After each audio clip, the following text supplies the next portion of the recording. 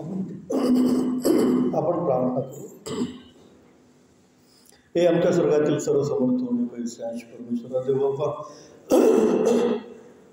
हा डिसेंबर महिन्याचा पहिला रविवार तू आम्हाला दाखवलास आणि देव बाप्पा ख्रिस्त जन्मोत्सवाची पहाट हे सर्व समर्थ देव बाप्पा या महिन्यामध्ये होत असताना आम्ही देव बाप्पा आगमन सोहळ्यामध्ये जात असताना हे प्रभू आम्ही आमच्या मनाची हृदयाची अंतःकरणाची तयारी तुझ्या जन्माच्या स्वागताची करावी असं दयेने कृपेने तू कर. हे प्रभू तुझं वचन आहे, जे अंतःकरणाने शुद्ध ते धन्य, कारण ते देवाला पाहतील. आमचं अंतःकरण तू शुद्ध ठेव, शुद्ध राख, तुझ्या पवित्र आत्म्याने भर. आणि देवप्पा तुझी कृपा व अनुग्रह तू आम्हाला पुरव. आणि देवप्पा तुझं गौरव तू आम्हाद्वारे करून घे. तुझं वचन तू आम्हाला समजावून सांग. आमचा धन्य तारणारा प्रभू श्री ख्रिस्त याच्याद्वारे मागतो नाही बाबा. हा हॅपी ॲडव्हेंट. हां, ॲडव्हेंट म्हणजे आगमन, नाही का? आगमन समय डिसेंबरच्या पहिल्या दिवसापासून सुरू होतो आणि देवाची स्तुती असते की आपल्याला परमेश्वराने त्याचा एकुलता एक पुत्र येशू ख्रिस्त हा आपल्या तारणासाठी दिला आणि डिसेंबर महिन्यामध्ये आपण त्याचा जन्मोत्सव पाळतो, नाही का?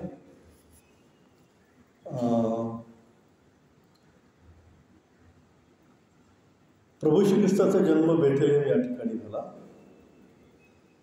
आणि तो त्या गोठ्यामध्ये झाला.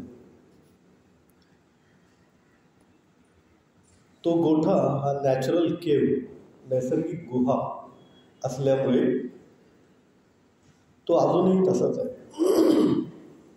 देवाची योजना इतकी मोठी की जर मनुष्याने बांधलेलं घर असतं तर ते आता या 2000 वर्षामध्ये पडून गेलं असतं. परंतु तो जिवंत देव परमेश्वर आहे आणि तो पुरावे ठेवतो, है ना? त्याच्या जन्माचा पुरावा त्याने अजूनही ठेवलेला आहे. आजही तो अस्तित्वात आहे. आणि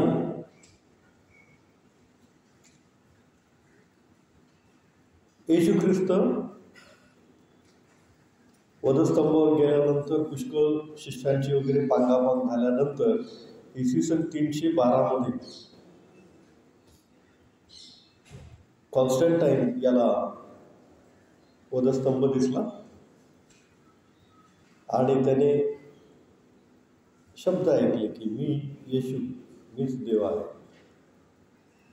आणि मग त्या कॉन्स्टंटाईन हा रोमन सम्राट जो होता त्याने त्याचं चिन्ह युद्धाचं वधस्तंभ ठेवलं आणि त्याने बेथलेहेम या ठिकाणी मोठं भव्य असं मंदिर बांधलं आणि तो स्वतः ख्रिस्ती झाला. आणि तेव्हापासून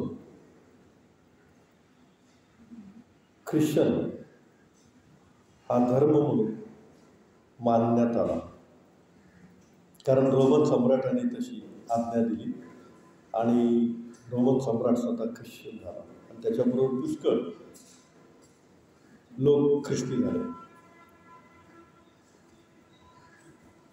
तर एक वचन वाचूया आपण. यिर्मयाचा ग्रंथ काढा, त्याचा शेवटचा अध्याय काढा.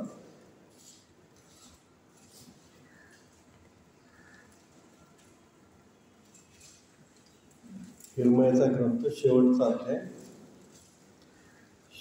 शेवटची 3 वचने वाचायची. यहूदाचा राजा यहोयाकीन याच्या बंदिवासाच्या 37व्या वर्षी, म्हणजे त्या वर्षी अविलमरोदस बाबेलचा राजा झाला. त्याच्या 12व्या महिन्याच्या 25व्या दिवशी त्याने यहूदाचा राजा यहोयाकीन याचे डोके वर करून त्याला कारागृहातून बाहेर काढले. कधी वर काढलं त्याचं डोकं? यहोयाकीनला 12व्या महिन्याच्या 25व्या दिवशी, है ना? बायबलमध्ये स्पष्ट तारीख दिलेली आहे. 12व्या महिन्याच्या 25व्या दिवशी यहोयाकीनला काय केलं? तो बंदिवासात होता, तो यहूदाचा राजा होता, त्याला मोकळं केलं. किती? 40 वर्ष तो जेलमध्ये होता, 40 वर्ष. आणि 12व्या महिन्याच्या 25व्या दिवशी त्याला मुक्तता मिळाली. म्हणजे बंधनातून मुक्तता, पापातून मुक्तता, जेलमधून मुक्तता, हा मुक्ततेचा दिवस 12व्या महिन्याचा 25वा दिवस दिलाय तिथे. 12व्या महिन्याचा 25वा दिवस म्हणून आपण मुक्ततेचा दिवस, ख्रिस्त जन्माचा दिवस 12व्या महिन्याचा 25वा दिवस पाळतो. 12वा महिना डिसेंबर, 25वा दिवस 25 डिसेंबर म्हणून आपण ख्रिस्त जन्मोत्सव या दिवशी पाळतो.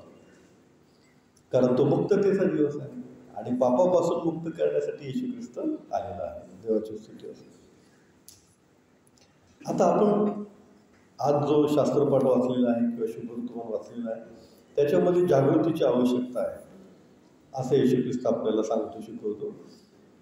तर पहा, येशू ख्रिस्त जो आला पहिल्यांदा तो तारण देण्यासाठी आला, आपल्याला पापापासून मुक्त करण्यासाठी आला. तारण म्हणजे पापापासून मुक्तता, तारण म्हणजे स्वर्गीय राज्यामध्ये प्रवेश, तारण म्हणजे येशू ख्रिस्ताला स्वीकारणे, तारण म्हणजे परमेश्वर देवाबरोबर समीप. या सर्व गोष्टी म्हणजे तारण आहे. ते तारण त्याने दिलं, पदस्तंभावर त्याने त्याचं पवित्र रक्त अर्पण केलं आणि त्याने ते दिलं. आता येशू ख्रिस्त काय म्हणतो, तो पुन्हा येणार आहे. तर तेव्हा तुम्ही जागृत असलं पाहिजे. आणि येशू ख्रिस्ताने पुष्कळ दाखले पण दिलेले आहेत, उदाहरणं पण दिलेली आहेत की तुम्ही जागृत असलं पाहिजे प्रभू येशू ख्रिस्त पुन्हा येऊपर्यंत. कारण येशू ख्रिस्त म्हणतो बोलावलेले पुष्कळ आहेत पण निवडलेले थोडके आहेत. आता बघा, शिष्य 12, किती 12 होते शिष्य? 12 बोलावलेले होते पण निवडलेले 11 होते. त्यातले एकाचा नाश झाला आहे ना. बोलावलेले पुष्कळ आहेत परंतु निवडलेले काय? थोडके आहेत. जर प्रगटीकरण आपण बघितलं तर जे नवीन यरुशलेम उतरणार आहे त्याचा जो आकार त्यांनी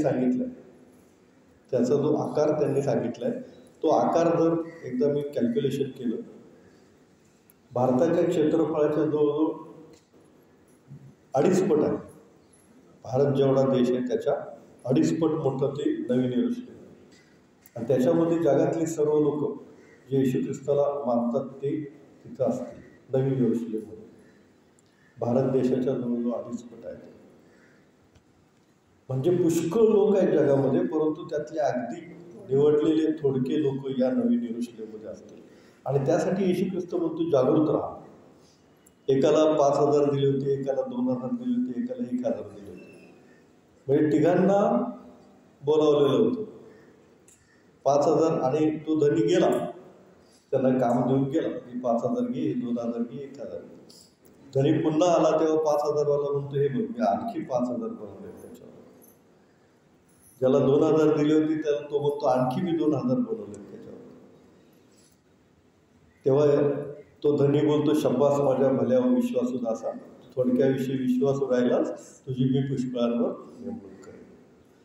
आणि ज्याला 1,000 दिले होते तो म्हणतो, धनी तुम्ही फार कठोर मनाचे आहात, हे मला माहिती आहे. तुम्ही जिथं पेरलं नाही तिथं उगवून कामणी करता आणि त्यासाठी मी हे धन तुमचं पुरून ठेवलं आणि हे तुमचं तुम्हाला घ्या. तेव्हा तो धनी म्हणतो, तू दुष्ट दास आहेस, कारण तू ते 1,000 रुपयाची मध्ये काही वाढ केलेली नाही. कारण त्याचा उपयोग काय झाला? मग देवराज्याच्या वाढीसाठी त्याचा काय उपयोग झाला? त्या 1,000 रुपयाचा काहीच नाही. त्यामुळं हे 1,000 रुपये याच्याकडून काढून घ्या आणि ज्याच्याकडं 5,000 आहेत त्याने आणखी 5,000 कमवले त्याच्याकडे ते द्या. ज्याच्याकडं आहे त्याला आणखी देण्यात येईल, ज्याच्याकडे नाही त्याच्याकडून काढून देण्यात येईल. म्हणजे जे दान दिलेलं आहे आपल्याला परमेश्वराने त्याचा उपयोग देवाच्या गौरवासाठी आपण केला पाहिजे. आपल्याला जर गीत गाण्याचं दान असेल किंवा आपल्याला जर देवाचं वचन प्रगट करण्याचं दान असेल, सांगण्याचं दान असेल, आपल्याला जर देवाची सेवा करण्याचं दान असेल, आपल्याला जर देवाच्या मंदिराची सेवा करण्यासाठी काही विशेष दान दिलं असेल तर त्या दानाचा उपयोग आपण देवाच्या सेवेसाठी, देवाच्या गौरवासाठी करायला पाहिजे. इथं पण 3 जण निवडले होते ना, 5,000 वाला, 2,000 वाला आणि 1,000 वाला. परंतु 3 जण बोलावले होते. 3 जण बोलावले होते, निवडले मात्र 2 5,000 वाला आणि 2,000 वाला. कारण आपल्याला जे दिलेलं आहे परमेश्वराने त्याचा उपयोग आपण देवाच्या सेवेसाठी, स्तुतीसाठी, गौरवासाठी काय करतो का, हे महत्त्वाचं आहे. आणि म्हणून आपण धनी कधी पण येईल, येशू ख्रिस्त दुसरं आगमन त्याचं कधी पण होईल, त्यासाठी आपण नेहमी जागृत असलो पाहिजे. आणि तो म्हणतो हिशोब घेईल. काय करेल? हिशोब घेईल की तुम्ही काय केलं. त्यासाठी येशू ख्रिस्ताने आणखी एक दाखला पण दिला होता, 10 कुमारींचा ना, 5 शहाण्या कुमारी, 5 मूर्ख कुमारी. त्या शहाण्या कुमारी होत्या, त्यांनी ते दिवा पण पेटवला होता आणि एक्स्ट्रा तेल पण ठेवलं होतं. हां, आणि ज्या मूर्ख कुमारी होत्या त्यांनी फक्त दिव्यामध्ये पुरेल एवढंच तेल घेतलं होतं, एक्स्ट्रा तेल त्यांच्याकडे नव्हतं. आणि मग वर आला रात्री, मध्यरात्रीनंतर, आणि मग गडबड झाली. आणि ज्यांच्याकडं तेल होतं त्या दिवे घेऊन आत गेल्या वराबरोबर, ज्यांच्याकडं तेल नव्हतं दिवे विजले ते बाहेरच राहिले. म्हणजे बोलावलेले पुष्कळ आहेत परंतु निवडलेले थोडके आहेत. आपल्याला बोलावलं येशू ख्रिस्ताने, आपल्याला तारण फ्रीमध्ये दिलेलं आहे, पण ते टिकून ठेवणं आपलं काम आहे. रोज आणि रोज त्याच्या प्रार्थनेमध्ये, विश्वासामध्ये, वचनामध्ये आपण राहिलं पाहिजे. हिशोब घेण्यासाठी तो येतोय असं प्रभू येशू ख्रिस्त म्हणतो. आपण शेवटपर्यंत त्याच्याबरोबर विश्वासू असं राहिलं पाहिजे. आता बघा, डिसेंबर हा महिना सुरू झाला, वर्षाचा शेवटचा महिना सुरू झाला. जर हिशोब घेतला येशू ख्रिस्ताने की तुम्ही किती रविवार चर्चला, तर काय उत्तर आहे बघा. जर हिशोब घेतला येशू ख्रिस्ताने की तुम्ही किती रविवारी चर्चला वेळेवर आला, तर जर हिशोब घेतला येशू ख्रिस्ताने की किती रविवारी तुम्ही देवाचं वचन वाचण्याच्या आधी चर्चला आला, तर मग बोलावलेल्यामध्ये आपण आहोत की निवडलेल्यामध्ये आपण आहोत, आपलं आपण बघायचं नाही का. कारण हिशोब घेण्यासाठी प्रभू येशू ख्रिस्त आता येणार आहे. तुम्हाला मी कोलगेटचं उदाहरण पुष्कळ वेळा सांगितलं, याच्या आधी पण सांगितले ना. कोलगेट एक साधा मनुष्य होता, अमेरिकन, आणि तो चर्चमध्ये आला, त्याने प्रार्थना केली नोकरी मिळवण्यासाठी, मला नोकरी दे देवा. घरी गेला, त्याला काही नोकरी मिळाली नाही. 1 महिना, 2 महिना, 3 महिना तो प्रार्थनेमध्ये राहिला. थोडासा वेळ होतो पण देव त्याच्या वेळेला देतो, कारण देवाची इच्छा योजना काहीतरी वेगळी पण असते. तो पुन्हा आला, देवा मी प्रार्थना केली, मला अजून नोकरी मिळाली नाही, तू कर माझ्यासाठी, तू दयाळू आहेस, कृपाळू आहेस. तो घरी गेला तेव्हा त्याला एक लेटर आलेलं होतं. त्याच्या मित्राचं पत्र होतं की मला साबण बनवायचं आहे आणि इतकं ऑर्डर आहे की मला ते होत नाही, तर तू येऊन मला मदत कर. आणि हा गेला, तिथे साबण बनवण्याची त्याला मदत केली आणि तो त्यामध्ये बिझनेस शिकला. आणि त्याने मग स्वतःचा काय केला, हा बिझनेस सुरू केला. आणि त्याने स्वतःचा, त्याच्या मित्रामध्ये डिस्टर्ब नाही केलं किंवा त्याचं नुकसान पण होईल असं काही केलं नाही. तर त्याने स्वतःचं कोलगेट ही टूथपेस्ट तयार केली आणि तिला इतका खप आला, इतका खप आला. हे खप देणं, त्या हाताला यश देणं, यहोशुआ पहिला अध्याय 8व्या वचनामध्ये म्हणतो ना. हां, वाचा यहोशुआ पहिला अध्याय 8व्या वचन.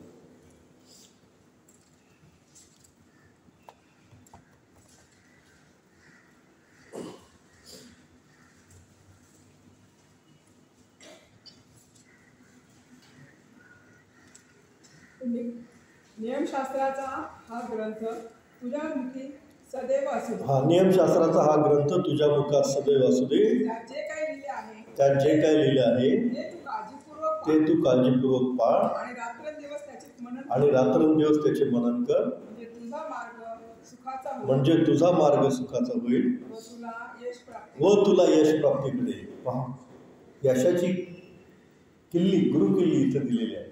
नियमशास्त्राचा हा ग्रंथ तुझ्या मुखात सदैव असतो. म्हणजे आपल्याला बायबल वाचायचं आहे कंटिन्यू, नेहमी देवाचं वचन नेहमी वाचायचं आहे, ते बोलायचं आहे, ते मनन करायचं आहे, त्याचं चिंतन करायचं आहे, म्हणजे तुला यश मिळेल. आणि मग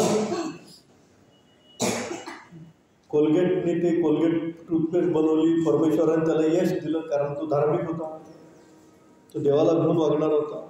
आणि मग जगभरामध्ये त्याचा इतका खप झाला की तो 10% द्यायच्या ऐवजी, माहिती ना तुम्हाला, 90% देऊ लागला. 90%. आणि 10% तो स्वतःला ठेवू लागला तरी तो पुष्कळ पुष्कळ पुष्कळ श्रीमंत होता, आहे की नाही. म्हणजे ते देवाच्या कार्यासाठी तुम्हाला जे दिलंय धन ते देवाच्या कार्यासाठी लावा. तुम्हाला जो वेळ दिलाय तो देवाच्या कार्यासाठी लावा, कारण हिशोब घ्यायला प्रभू श्री ख्रिस्त येणार आहे. आणखी एक उदाहरण तुम्हाला सांगायचं म्हणजे बाटा आहे ना, बाटाच्या चपला, शूज, सँडल आपण घालतो आहे ना, फेमस आहे ना बाटा. बाटा कोण आहे? ख्रिस्ती मनुष्य आहे ना, कॅनडामधला आहे. तर त्याने काय केलं, सुरुवातीला जेव्हा त्याचा बिझनेस सुरू करायचा होता तेव्हा त्यांनी प्रार्थना केली. त्याचं नाव थॉमस बाटा. आणि प्रार्थनेनंतर त्याने तो त्याचा बिझनेस सुरू केला. आणि हा जो 99 कन्सेप्ट आणलेला आहे 99, तो त्याने आणलेला आहे. 99 रुपये किंवा 199 रुपये, 299 रुपये है ना, आपण किमती बघतो ना, 599 किंवा 1099. हा बाटाने आणलेला कन्सेप्ट आहे, कारण 99 वरचे जे आहेत ते तो देवाला द्यायचे. फक्त 99 रुपयाची चप्पल असेल तर 99चे 99 रुपये देवाला, 199चे असेल तर वरचे 99 रुपये देवाला, 599चे असेल तर वरचे 99 देवाला. हा त्याचा कन्सेप्ट होता आणि तो सुरुवातीपासून त्यांनी पाळला. आणि बघा जगभरात तो खूप मोठा झाला. म्हणजे परमेश्वर हिशोब घ्यायला येईल तेव्हा आपण काय सत्कृत्य केली, देवासाठी आपण काय केलं याचा हिशोब प्रभू श्री ख्रिस्त घेईल. मी तुम्हाला सांगितलं किती संडे चर्चला आला आणि किती संडे वेळेवर चर्चला आला, याचा हिशोब घेतला तर आपल्याला काय उत्तर देणार. आणि आपल्याला नोकरीमध्ये, कामधंद्यामध्ये आशीर्वाद आणि यश जर पाहिजे तर आपण नियमशास्त्राचा ग्रंथ मुखामध्ये सदैव असू द्यायला पाहिजे. यहोशू 1 अध्याय 8-9. कधी कुठल्याही गोष्टीची कमतरता पडणार नाही. आणि कमतरता पडायच्या वेळेला परमेश्वर ती गरज तुमची भागवेल, ती गरज परमेश्वर तुमची भागवेल. आता आम्ही ट्रिपला गेलो होतो तेव्हा एका म्हणजे जीपनी ट्रॅव्हल करता करता एका सिस्टरांनी साक्ष दिली की त्या आजारी होत्या, त्यांच्याकडं पैसे नव्हते आणि त्या चालल्या होत्या, त्यांची मिस्टर पण चालले होते. आता दवाखान्यामध्ये जायला पण पैसे नाही आणि दवाखान्यात दाखवायला पण पैसे नाही, काय करायचं. पण त्या सिस्टर धार्मिक आहेत फार. तर त्यांनी सांगितलं की अचानक हवेतून कुठून तरी उडून 100 रुपये आले. काही वर्षांपूर्वी ते 100 रुपयाला फार मोल होतं. 100 रुपये आले, त्या मिस्टरांच्या असं छातीला लागले आणि ते पैसे त्यांनी घेतले आणि मग देवाचा उपकार मानला आणि मग त्या दवाखान्यामध्ये गेल्या आणि त्यांचा उपचार झाला. देवाची स्तुती असो. तर जेव्हा गरज असते ना तेव्हा परमेश्वर कसाही तुमच्या गरजा पुरवतो. फक्त नियमशास्त्राचा ग्रंथ आपल्या मुखामध्ये सदैव असला पाहिजे. नोकरीमध्ये, बिझनेसमध्ये. आता तुम्हाला मी 2 उदाहरणं सांगितली, कोलगेटचं सांगितलं, बाटाचं सांगितलं. हे अतिशय धार्मिक ख्रिस्ती मनुष्य होते. आता अजून एक उदाहरण म्हणजे मॅकडोनल्ड माहिती आहे ना, मॅकडोनल्ड अमेरिकन आहे तो आणि तो क्वायर गातो बरं का चर्चमध्ये. दर रविवारी तो क्वायरमध्ये असतो, दर रविवारी. आणि तो सुंदर गाणं गातो आणि वर्शिप त्याच्याकडे सोपवलेलं असतं. मग तो वेळेच्या आधी चर्चमध्ये असतो आणि किती फेमस झाला तो मॅकडोनल्ड. अगदी साधा एक कॅन्टीन टाईप हॉटेल होतं त्याचा, पण तो आता जगभरामध्ये त्याच्या काय आहेत फ्रँचाइज आहेत मॅकडोनल्डच्या आणि लोक मोठ्या आनंदाने ते खातात. तर हे जे लोक आहेत हे आत्ताचे सध्याचे उदाहरणं आपण बघितली. बायबलमधलं उदाहरण पण एक आहे योसेफाचं. तो कसा विश्वासू राहिला देवाबरोबर. इतकं इतकं इतकं धान्य त्याने जमवलं की त्याचा साठा अगणित होता. मग त्याला मोजता येणार नाही इतका त्याच्याकडे साठा होता. आणि इतकं असून पण त्याने गर्व नाही केला. इतकं असून सुद्धा तो देवाला भिवून राहिला, देवाला भिवून वागला. आणि इतकं असून सुद्धा त्याने काय केलं, त्याचा उपयोग त्याच्या देवाच्या गौरवासाठी केला. त्याचा उपयोग त्याने त्याच्या आईवडिलांसाठी, वडील आणि सर्व भाऊबंद यांच्यासाठी केला. 5वी आज्ञा आहे ना, तो आपली आई, आपला बाप यांचा मान करा. योसेफाने काय केलं, जेव्हा त्याला कळालं की त्याचा बाप जिवंत आहे तेव्हा त्यांनी ताबडतोब काय केलं, बापाला म्हणजे याकोबाला बोलवून घेतलं.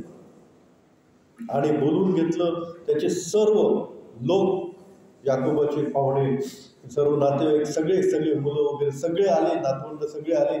आणि त्यांना याच्या अधिकारामध्ये असल्यामुळं त्याने काय केले, एक मोठ्या प्रांतामध्ये त्यांची राहण्याची, खाण्यापिण्याची सोय केली. गोशेन प्रांत म्हणजे आपल्याला जे परमेश्वर देतो त्याचा उपयोग आपण देवासाठी प्रामाणिक राहण्यासाठी, देवाबरोबर प्रामाणिक राहण्यासाठी करतो का, हे अत्यंत महत्त्वाचं आहे. येशू ख्रिस्त पहिल्यांदा आला तो त्यांनी तारण दिलेला आहे, परंतु तो पुन्हा पण येणार आहे. तो पुन्हा येईल तेव्हा हिशोब घेईल. मग बोलावलेले पुष्कळ आहेत, निवडलेले थोडके आहेत. आपण निवडलेल्यामध्ये पण असायला पाहिजे, नाही का. अजून एक वचन वाचूया, 1 पेत्र 2 अध्याय 9 वचन. 1 पेत्र 2:9.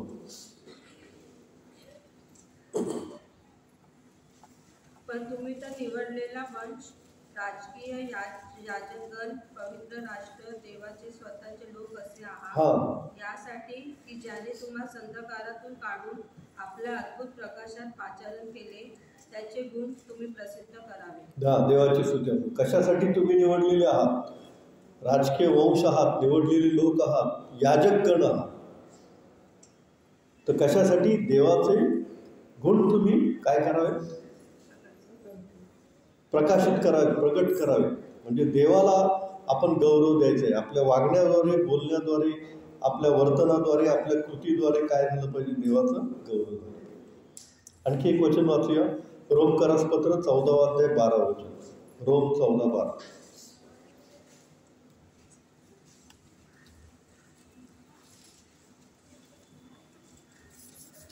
तर मग आपणातील प्रत्येक जण आपापल्या संबंधी देवाला हिशोब देईल. प्रत्येक जण देवाला हिशोब देईल, आहे की नाही. शिळोप्याचा वारा सुटला, परमेश्वर आला एदेन बागेमध्ये. आदामा, तू कुठे आहेस? मी लपलो आहे. का? तू जी ते फळ खाल्लंस का? तू जी स्त्री मला दिली त्या स्त्रीने मला फळ दिलं आणि मग मी ते खाल्लं. क्षमा नाही, पश्चाताप नाही. आणि वर काय केलं त्याने? देवालाच दोष. आणि त्यामुळं काय झालं? त्याला शासन झालं. हा एक हिशोब घ्यायला परमेश्वर आला. तर परमेश्वराला माहिती होतं हा चुकलेला आहे. एक संधी परमेश्वराने आपल्याला दिलेली आहे की आपण पश्चाताप करायचा, क्षमा मागायची आणि देवाकडे पुन्हा वळायचं, देवाकडे पुन्हा यायचं. आदामाने तसं केलं नाही म्हणून त्याला काय मिळालं? शासन मिळालं. तर जो अगदी अजून का वेळ झाला, अजून काही येत नाही, बरेच वर्ष झालं आम्ही ऐकतो येणार आहे, हो येणारच आहे. तो काही चिन्ह दाखवतो, ती चिन्ह झाली, संपली की तो येणारच आहे. तो येण्याविषयीची सगळी भविष्य काय झालेली आहे? पूर्ण झालेली आहे बायबलमध्ये. अगदी उत्पत्ती 3 अध्याय 15व्या वचनापासून जी भविष्य सुरू होतात येशू ख्रिस्ताबद्दलची, ती सगळीच्या सगळी पूर्ण झाली. पहा बरं, वाचा उत्पत्ती 3:15.